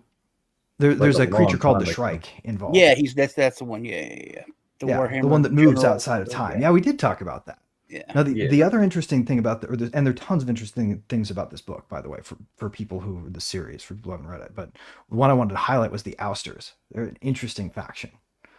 These are the human beings who said, no, your dependence on AI is dangerous and scary, and we're leaving.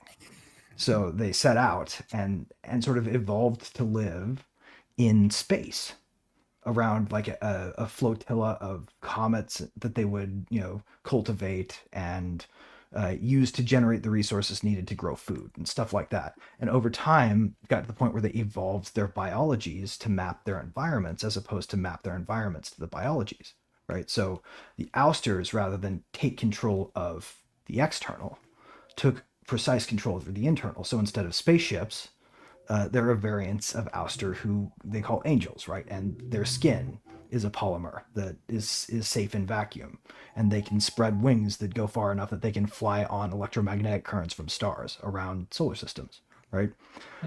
These were biological adaptations, though. They changed their biology.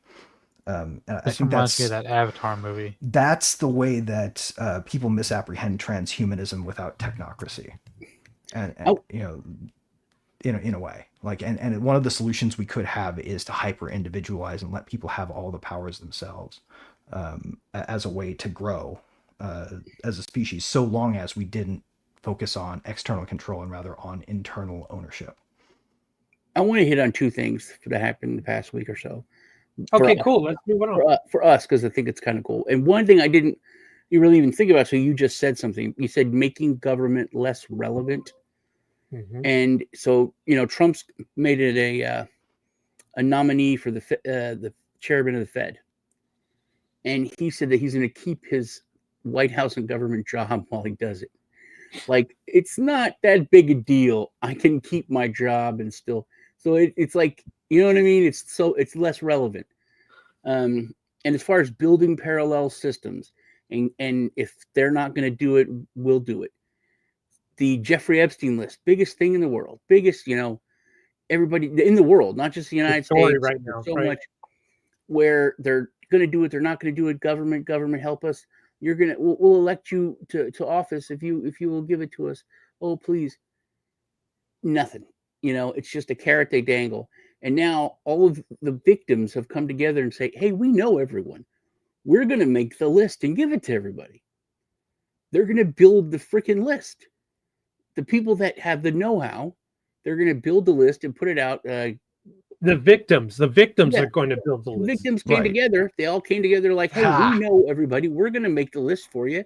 We're going to publish it. Marjorie Name. Taylor Greene and some other, people in government are like, hey, yeah, we're going to support this. That's don't what we like always that. talk There's about. some danger that's here. the This could have some revolution, stage is fright. The building a danger parallel is they could be sued into silence, or even worse, but most likely sued into silence.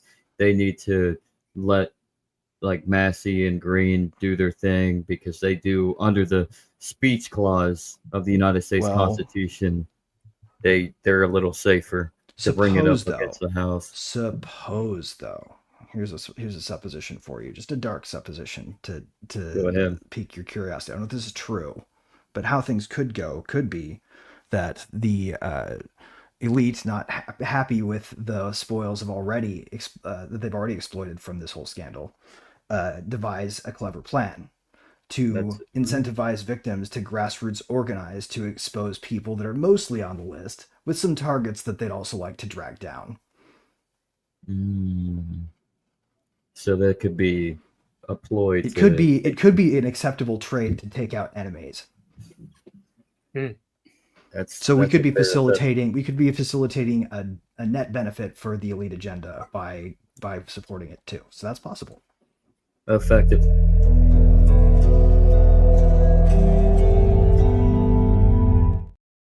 Yeah, Sorry, but they'd have to have some Yeah. connection. They'd have to have some connection to Epstein in order to be taken credibly. So who gives a fuck? All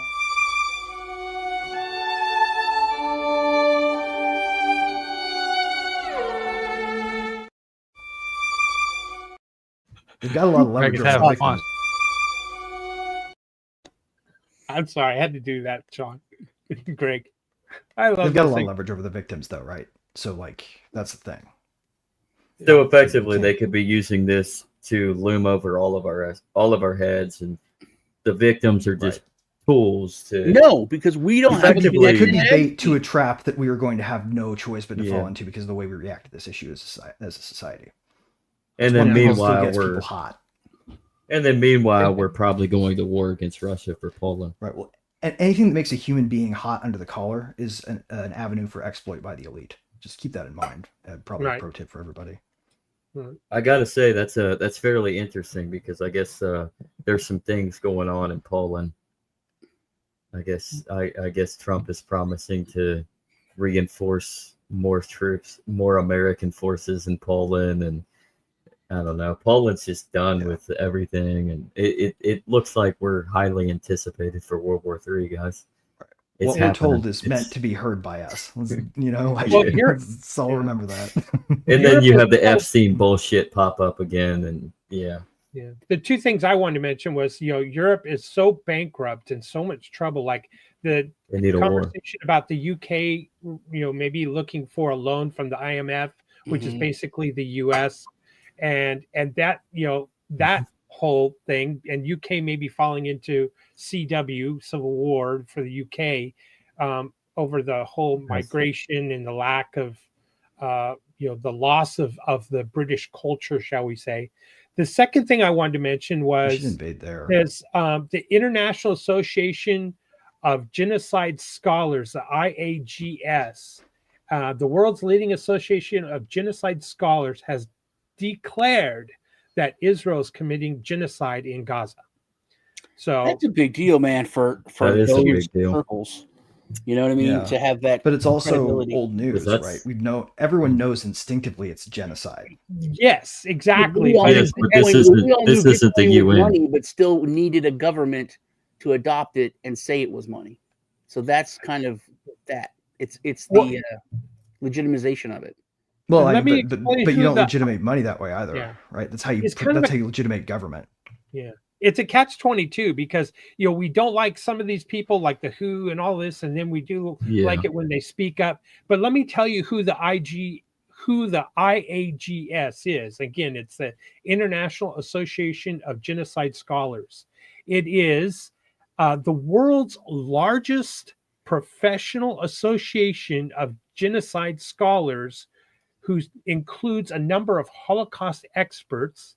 Out of 500 members, 28% took part in the vote, and 86% of those voted support of the resolution. So that means that there's a lot of them that did not vote of the 500. Yeah. But And of those all of who them are voted, and Columbia therefore I trained, guess it was considered you a know, like- quorum, and it was decided upon per vote that something like you said, John, we all have known.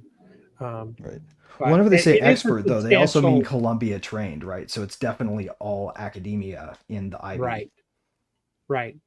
And I don't know if that's going to stop it or end it, but Well, the fact that you thing have with the- Holocaust thing with Ukraine, experts you and know. Holocaust survivors voting against Israel, that's even more of a big deal. well, it's Jew versus Zionist Jew. That's what it comes down to. Nobody makes that point. Yes. I Yep. try to make that, but nobody makes that point. Yeah. I just Like did Dave Smith does. again.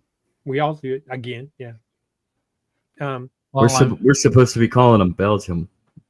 Oh, Belgium's. Oh, Dave Smith sorry, is sorry, the if I had the huge- usually a wrong Jew that makes country. that point, actually. Belgium's.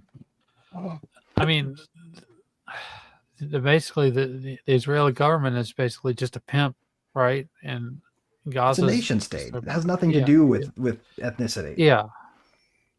But it's I mean, they're just abusing. It's a machine Yeah. for the channeling of power into force exercises that have to do with titular laws and the backing administrations that pretend they're enforcing them.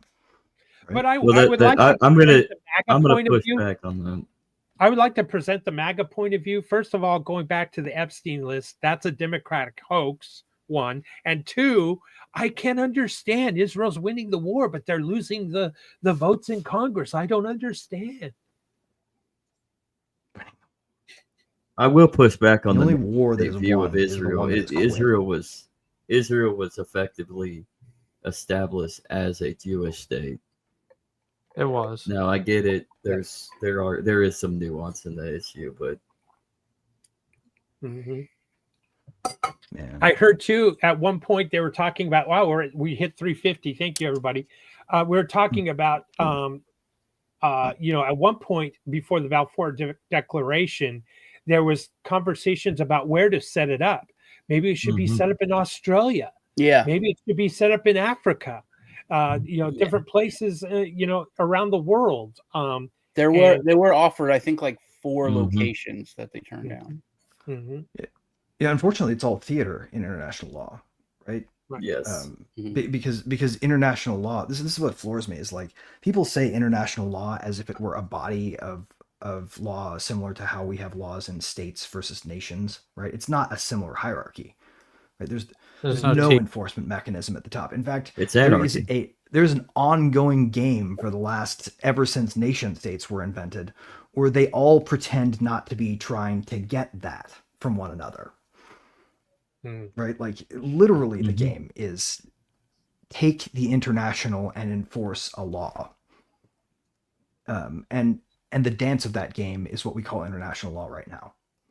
And it's basically just, it's a fabrication designed mostly to get people at the national and local level to pretend like the laws that we say are international laws are in fact laws and follow them. Interesting. So basically, I mean, if international law was actually infallible, then Putin and Netanyahu, who are actually indicted for war crimes right now, you should be able to just go in and get them, or go arrest them. They can't. You would think. Because You would that's think. not Right. how If it this works. were a system that worked like that, yeah. Every war criminal, right? Boom. Look at In that. jail. It's disappearing. Yeah, I know. It's And in fact, we did could it make it last easy time to like it was catch a them. We magic could even trick. lower the penalties. We could make enforcement easier to justify. We You can see could that just put them in the stocks for a month. You can see that reflected in the way That'd that our fix government most of the works in the leaders, United right? States, right? Is that Shaming the punishment. Republicans and Democrats have both agreed not to pursue legal charges against the opposite party. It's the same way. But I think we need to bring back what's very shaming interesting is that, like, those Until Trump. people can go to that body, and nothing will happen. like Putin and Netanyahu can go to the UN and make a speech, and they won't get in trouble. But this is something that came up when Putin met Trump in Alaska, and people were like, "Why are you going here? And why is it here? Why?" And then it came up that Putin can't go to several countries because they will arrest him because that's a real. They have a real warrant with a real infrastructure. So it shows how little credibility and teeth the UN has that you could actually have a warrant from the UN and then go to the UN and nothing can happen. It's like George Bush, he can't go to Canada because they'll arrest him in Canada. Right. Is that true? But well, I mean, I didn't know that. I heard Really? that. I've heard that. They won't I've actually. heard that too. I didn't know that was true. Yeah. But they got a new PM. Part of the dance of the international law literally is hinting that you might do that while never doing it. Yeah. The only people that will actually arrest are people like Graham Lynham, right? Comedians will go to jail. Wow. I think it's time to bring back Coney 2012. Oh my God. I personally think what we need to do about the Graham Lynham situation is liberate the United Kingdom. We can get out of Ukraine. We can get out of fucking Gaza. We can go fix an ally, and we can actually live up to our fucking ideals we claim for once. Do you know If how we're actually going to be a militaristic insane that would superpower, be, dude? then why are we not If we fucking showed up in freeing those Europe, poor people? in Britain, They're being or in tyrannized. England, and just like, I'm not hey fucking man, kidding. we're here to Because we are we're the here to horror fix stuff. Babylon. We're taking over. I mean, Yeah, no, your era of tyrannizing your people is over. We're shutting down your censorship systems. You can keep home rule, but you can't have that. Sorry, bitches. Empire for real. Something I've known about the England thing and the UK thing is that the people are turning against the police. Yes. There's no more. Finally. Oh, it's just law enforcement. Oh, they're stuck in the middle. It's. I feel like they join Hey, us. if you do this, you're now the enemy. You are the enemy of the people. You're just a thug. Yeah. We no longer look at you with Gangbangers. respect. What do you think would happen in the It's UK if we gotten so sent the bad. same amount of weapons to them that we sent to Ukraine? Here's one. I think I've mentioned it on the show before, but the dog cat scenario. When two cats are fighting, a dog will break up the two cats fighting. I'm going to say something. I would argue that if the U.S. government was truly a ethical and just government that wanted to prevent and stop wars around the world, it would step in with its mighty power and military and step in and say, Kiev, we're going to bomb you to hell. Moscow, we're going to bomb you to hell. We're going to, whatever it takes, you're going to stop this war now. And we would be the dog between two cats fighting. Right. And the same would be true between, Hezbollah and the IFF, the Belgians. Right. And so, the if UK we were and that really poor little girl who powerful- was assaulted by someone and then thrown in jail for recording it. Yeah, if we were really a powerful, if we were the big dog and there were cats fighting and we wanted peace in the world, we would flex our muscles that way. But no, we pick sides and we become interventionalists. We even go to nation building and all this other BS that's strayed far, far away from the original, intent of the Constitution. That's but I just want to say for the record, I love my government. I love my government. Speaking of intent, but if you want proof how much it cares in about the freedom, UK, just look at what it government. does in response to the UK. Thinking of the UK and intent, I think it's interesting that they're talking about culture and the culture is so different, and Britain's losing its culture. That guy filmed that little girl from his own perspective to show the world how terrible this is. And it literally had the complete opposite effect, because there's the Scottish roustabout standing there plucky with her knife and her axe. And, it was like they couldn't get that. But every British person is like, oh, that's who we are. That's who we are. Put a kilt on her. Their backs are. William Wallace was Yeah, 7 feet tall, getting to us. and he could shoot fire from his arse. Yeah. This is what happens when wars take place, is that they scare the bejeebers out of, the population and the government, and they're in such, backpedaling. They keep backpedaling, and they just eventually get to a point where there's no returning to any sense of normalcy, and it's all gray Let's- and there's no yeah. color, and the whole system collapses. It happens time and again. Every time there's a war, look at China. Yeah. Look at United States. We had the Civil War. It was pretty. World War II. Look at England. Look at Germany. World It War I was always bad, too. falls apart. Look at Yep. And look they at cascade Mexico, too, they right? should Like, be. World War One gave us World War II in a sense. Yeah. Mhm. Oh, I know. I mean, I'm just- look at Mexico. Mexico's about to be. I think it's this month. They'll be celebrating their Mexican independence. But look what their whole country has gone through since independence from Spain. September 12th. Multiple in September 12th. Yeah. Mhm. So. Mhm. Yep.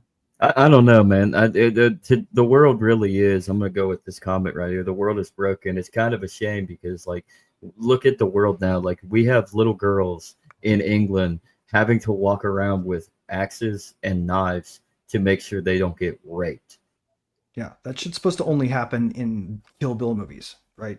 Yeah, Mhm. yeah.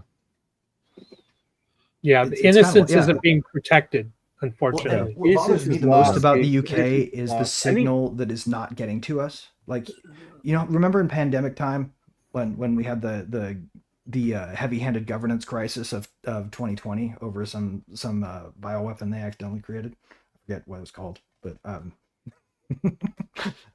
they sort of oppressed the entire world into silence about this thing, right? So we couldn't talk about it. Right. We couldn't say anything about it.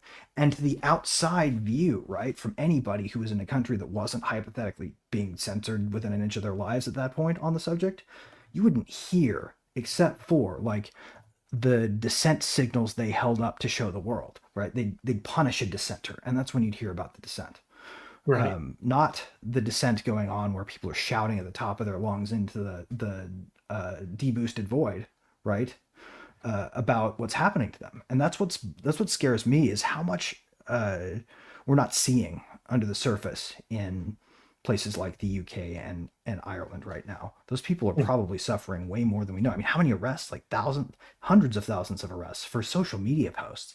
Some of them just retweets. Got people prison sentences longer than convicted pedophiles.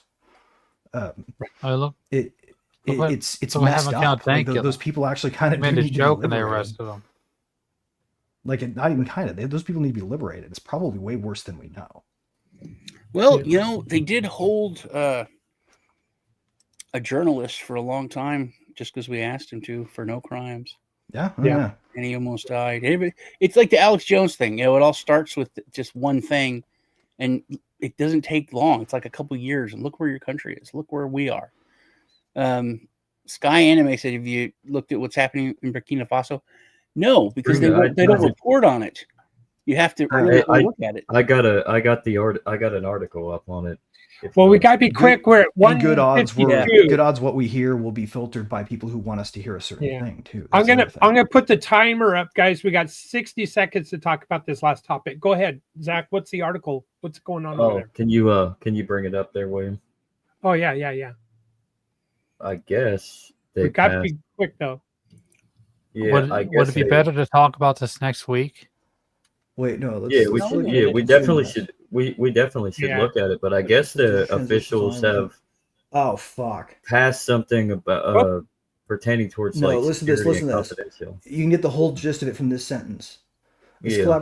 collaboration sets up the foundation for stronger technical cooperation between the two entities, ensuring that every step Yeah. of Burkina Faso's digital transition is aligned with international standards of privacy and accountability. Those international standards, those Oh. are set by fucking censorious, globalist, Yeah. technocrat assholes. Yes. Welcome Yeah. to what this actually is telling you.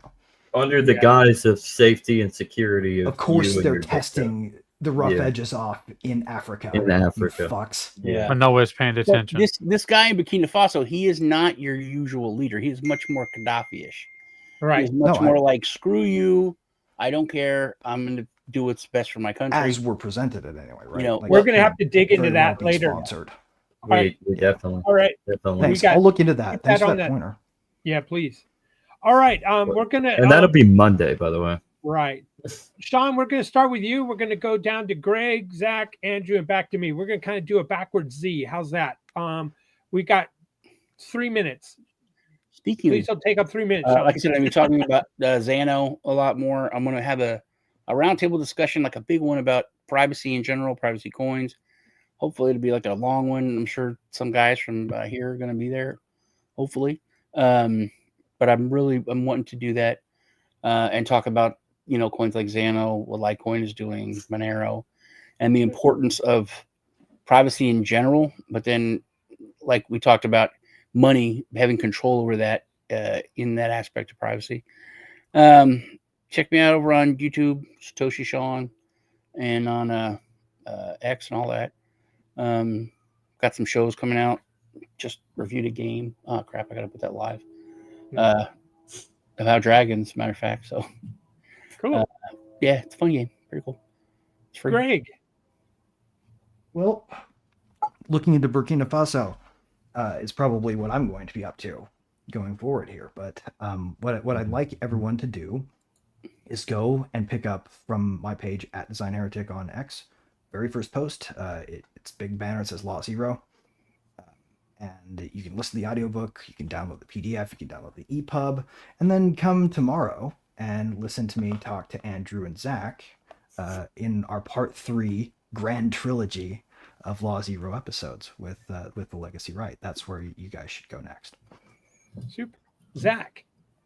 Something tells me this might end up becoming a quadrology.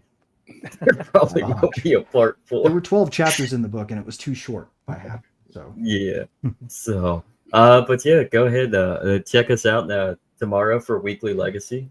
We will be diving more plucking into Greg's mind about Law Zero once again for part 3, and then tune in for Legacy News as we round out. Getting to 100 episodes is what we're on track for, so we can end it and scrap it and just go down to less shows.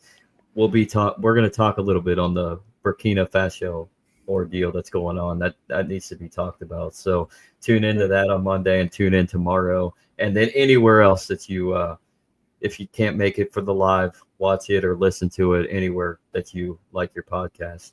So other than that, Andrew, anything? Check us out tomorrow at 11 a.m. Eastern Standard Time, 10 a.m. Central, and hit me up on X at AICona90. That's about it. All right. I'll finish off, everybody. Again, thanks to Aaron for joining us. Excuse me. And Litecoin Lisa. I guess got matter in my mouth. Drink some more water or something here. Clear my throat. She said. Free Roger Ver. Matter. There we go. Matter is the token for Den.social, and I encourage everyone to. All it takes is an email to sign up. We're in the transition of possibly soon having a rebranding and a whole new action thing happening there. So take a look at Den.social. It's essentially a poly market on every post. Fascinating stuff. And I thank everybody for watching us here on the World Blockchain Roundtable. We hit almost 370 today. And next week's show is about non-financial applications of blockchain tech and how to increase exposure of such use cases. So applications of blockchain tech to increase exposure, non-financial. So there you go. That is next week's show. We hope you come back and join us. Please hit the like, subscribe, comment, all that good stuff. And to take us out, we're going to end the stream today. Thanks again for Aaron and Lisa for joining us. Follow them, please. We'll go out with the words of John McAfee. Thanks, everybody. America's not the government, people. The America is you. It is the Grand fucking Canyon, the Rocky Mountains, the deserts of the Southwest, the Pacific fucking Ocean, the Atlantic fucking Ocean. It is the grandest continent. And what the fuck have you people done? You have turned yourself into sheep, every goddamn one of you.